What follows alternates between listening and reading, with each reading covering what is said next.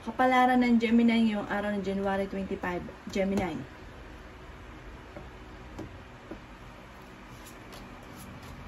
Sinasabi po dito na ating tarot card Gemini na maaaring kayo daw po ay may mga problemang pinagdadaanan sa ngayon na huwag nyo masyadong kakaisipin dahil parang maaaring mauwi ito sa depression.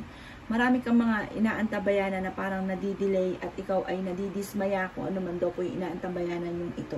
Sabi po dito, kayo daw po ay kailangang mas maging fighter, laksa ng kumpiyansa sa sarili. Sabi rin po dito na kayo daw po ay matalinong tao, Gemini. Sinasabi rin po dito na kontrolin nyo daw po kung ano man yung parang meron kayong mga emosyon sa ngayon na hindi nyo makontrol. Kontrolin nyo daw po ito. Meron daw pong okasyon na paparating sa inyo.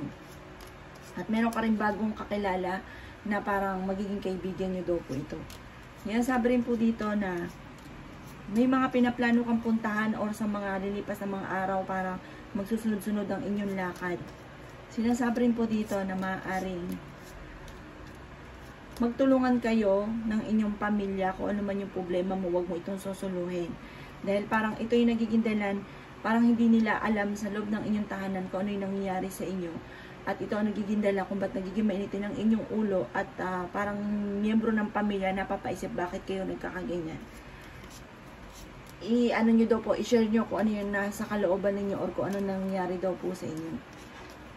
Sinasabi rin po dito na maaaring marami kang mga kabigo ang pinagdadaanan at kalungkutan sa ngayon at ng mga nakalipas. Sinasabi rin po dito na huwag ka daw po mag-alala dahil ang ending nito ay kaligayahan, tagumpay sa buhay. Kayo daw po ay parang lalo lalakas yung inyong karisma. Sinasabi rin po dito na marami kang takot at kayo daw po ay maaaring meron darating sa inyo na parang ikatutuwa ng buong pamilya. Basta sa ngayon daw po kung may problema ka, i-share mo sa pamilya ninyo at pagtulungan para masolusyonan. Yan ang kapalaran ng Gemini ngayong araw ng January 25.